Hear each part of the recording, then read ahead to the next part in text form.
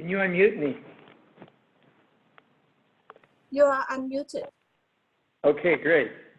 How's the sound now? Yes, we can hear you. Can you hear us? Oh, is it too loud or too soft? No, it's just right. Just right. Okay, let's try again. Okay. Can you hear me, Dr. Can you hear me? I can hear you well. Yes, please.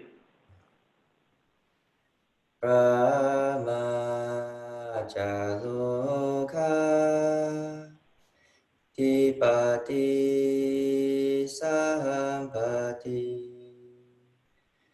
Katanjalihan Tivarahaya Chata Santi Dasatha Paraja Kajatika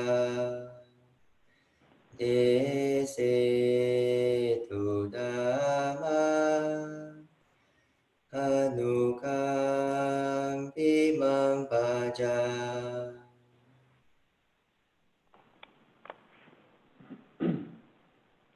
Namo tassa bhagavato arahato samma sambuddhassa. Namo tassa bhagavato arahato samma sambuddhassa. Namo tassa bhagavato arahato samma sambuddhassa. Buddhang dhammang sanghang namasami. So again, nice to be with you. Hope you're all okay. We're in pretty good shape here. The weather's fine, and I'm feeling fine, and I'm happy to be with you. So these ideas I presented are things that work for me. So remember, any teacher, any person that's sharing the Dhamma, it's for you to consider and see if it works for you. It's not kind of absolutes, but one of the things I was trying to indicate there, obviously, was that for me, there's a difference between concentration and cultivating awareness. Now, I have to be aware to concentrate, but sometimes I can concentrate and hold on to an object and exclude everything else, which I need to do sometimes. But the idea about meditation is that it sets up an attitude in consciousness or awareness itself, so that you can discover the spiritual realization that the Buddha had. And as long as, and I often talk about this, as long as your attention is on objects, which you need to do sometimes, as long as your attention is out, as it were, into sound or sight or experience or emotion or thought, then you're not available for the Buddha's realization. It's only when you can abide with awareness and non-desire and what we call non-attachment. Now, I'm finding myself the words non-attachment and non-grasping, they're very common words in Buddhism, most of you know them. And then I've found from other teachers a different way maybe of describing non-attachment, watchfulness, and availability. It's the same idea. I mean, you can see when you're preoccupied with worry or with fascination or fantasies or resentments, or you want to buy something on the internet, or you want to go shopping, online shopping, whatever, your mind is preoccupied. And that's not immoral, it's not against precepts, but that preoccupation precludes a possibility of realizing what the Buddha realized. Now sometimes we're very modest, we say, well, I can never realize these things, I can only do this and that, but actually you can. So change your mindset. Change your mindset to something very, very optimistic. And Buddhism is a very optimistic teaching. You have to be realistic, right? So the realism is a sense that, well, this practice is a marathon. It's not a sprint. So you've got to do at least one lifetime. That's the way we think in Buddhism. So if you have that kind of long-range sense, okay, I have these preoccupations and attachments which my attention gets caught up into, I'm going to work on that. And that's where you put your intention, is to how can I just let go of the mind which is always thinking about the future. What would I need to do? What kind of language would I need to introduce to do that? What kind of practices? And then you do it. You do it for 10, 20, 30 years, right? Because these are powerful, powerful habits. And the way one of the ways you do that is through right thinking. So last week I was saying that around lifestyle or right livelihood, say, the way you live your life, if you use just those two simple phrases, to do as much good as you can and to do as little harm as possible, and you use that as a thought, and that's not like an ego thought where, oh, I have to be a good person or I'm not a good person. That's not really right thinking, that's ego thinking. But just a suggestion to your own life momentum, let's say, the way you're traveling in this particular incarnation, you just say, I'm going to do as much good as I can and as little harm as possible. Now, what does that do? That creates a mirror, to me at least, that if I'm just in a very critical mood, right? I got off on the wrong side of my meditation cushion or something, and I'm in a critical mood and grumpy or something like that. That grumpiness is going to create a certain kind of ego, grumpy ego, and they're going to be grumpy thoughts. Now, if I'm heedless, and then I just dump it on my brothers and I load it off, then they're afraid of me, or they don't feed me or something, or I feel guilty or whatever. So it gets very complicated, and I get preoccupied because I was attached to grumpiness. But then I can feel threatened by that mood too. So rather than feeling threatened or following it, if I just say, I'm not going to use speech to harm anyone. I'm going to do as much good as I can. And you keep reiterating that, you become very mindful of impulses which are harmful and impulses which are beneficial. You act on the beneficial, you refrain from acting on the harmful, and you have a beautiful life as much as possible. It's a marathon, right? So sometimes the negative things do overwhelm you, and you say foolish things or do foolish things, and you start again. It's the way you do it. But it's a very powerful use of thought. I'm going to do as much good as possible and as little harm as possible. And you keep introducing right thinking into the mind, gives you direction. It gives you a sense of how to do this. So that's lifestyle. And each of you has a different predicament. You have family, you have a job, you have no job, you're working from home, most people. So one can't really describe, what you have to do to live like specifically, but you can see that attitude is very, very helpful. Just to try to be a good person, and to realize that you're going to fail and it's not going to work and you're going to say foolish things, but that's all right too. You just try again. So it doesn't get into a kind of huge self-disparagement and self-criticism and self-analysis. All that thinking. Now, so going back to this meditation, I find this body meditation very, very interesting because my emotional life registers in thought and narrative thought, but also registers in my body, doesn't it? So if I've had some kind of encounter or some memory comes up, it comes up in thinking, and that thinking is about a sense of me, a sense of past and future. But bodily feeling itself is not past and future. It's just the resultant karma of my emotions and my history and my habits. And when I abide as witness to bodily feeling, then what happens is the whole sense of attachment to my history, to past and future, to body, that sense of personality and attachment to personality, that doesn't get triggered. I don't engage it. And as I don't engage it, all that thinking, that preoccupation with thought, past, future, who I am, what I should be, what I was, that begins to recede, goes into the quietness of the mind.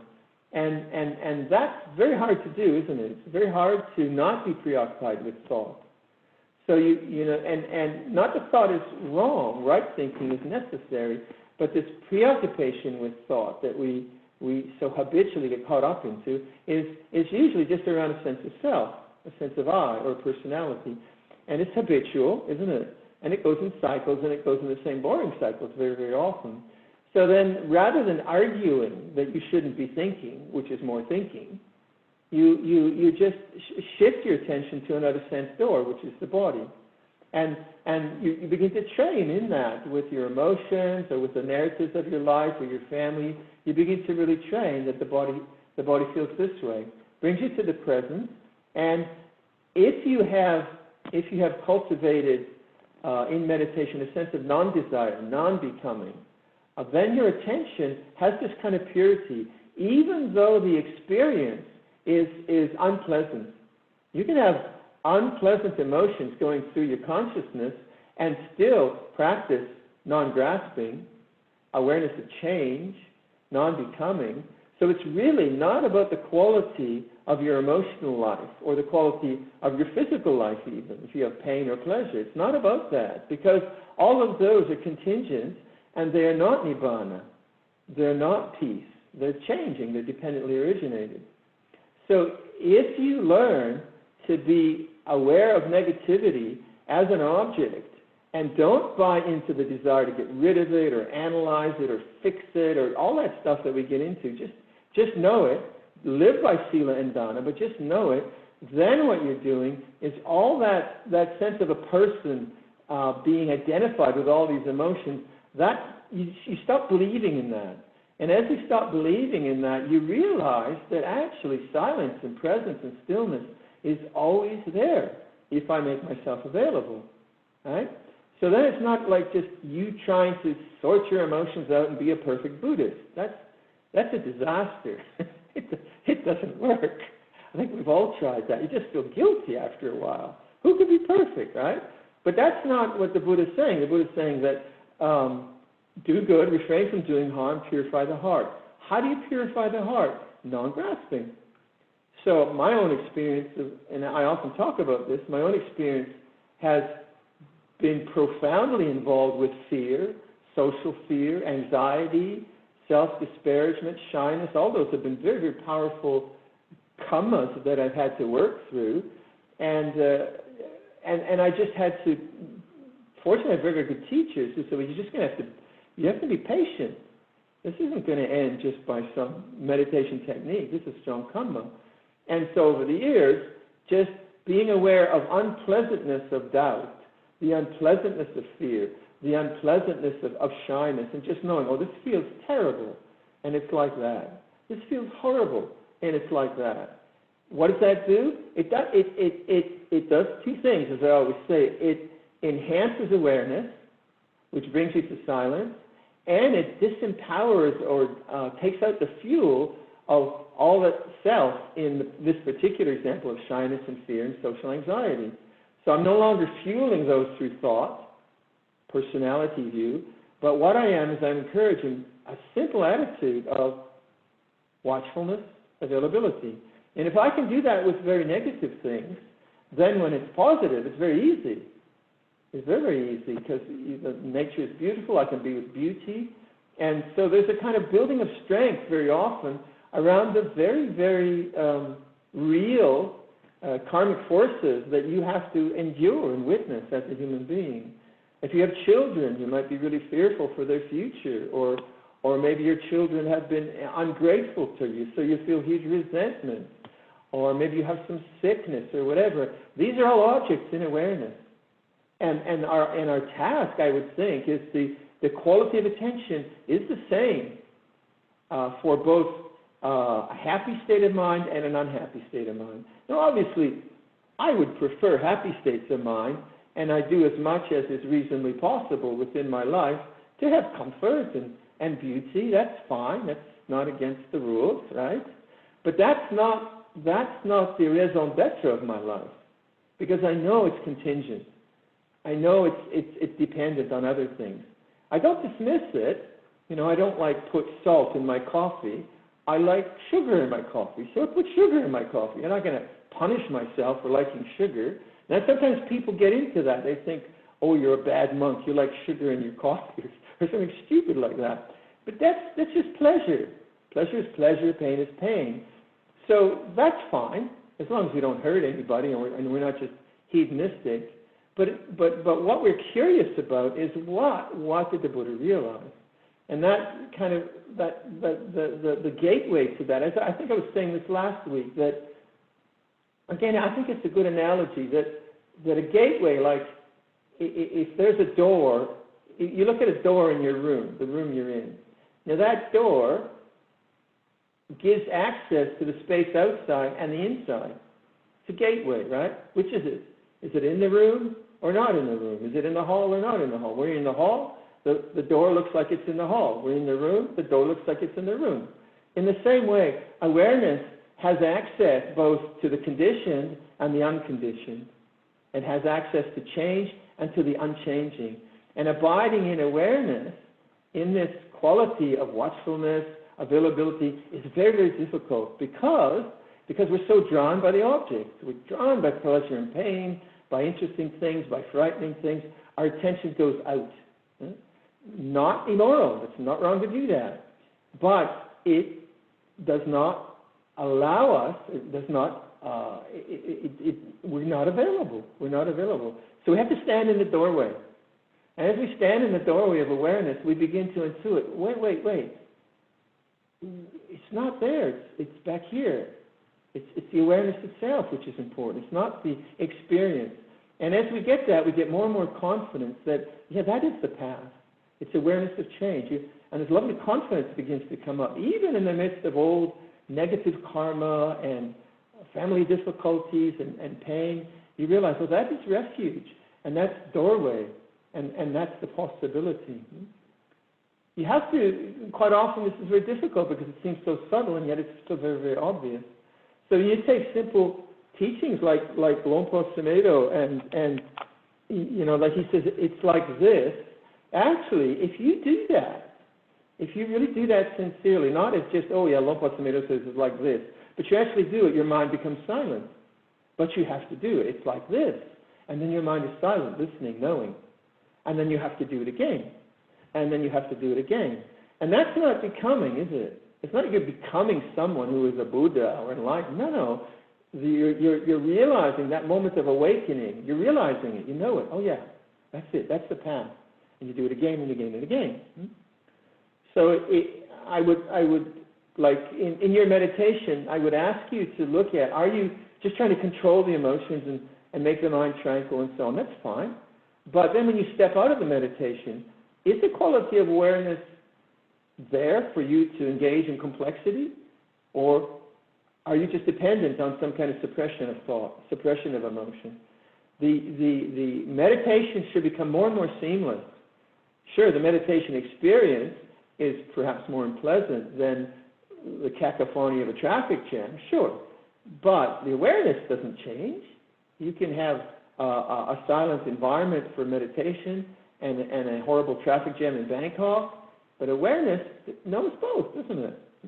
And that's what you want to consider in your own meditations. Are you trying to get some experience that you had last week and last year, or are you using the breath and life's experience to cultivate this watchful, available, non-attachment, puru, now is the knowing, it's like this? Many ways to talk about it. All right, there's some ideas. We're at 8 o'clock. Perhaps, or you wanted to do the Anumota now, and then we'll do Q&A?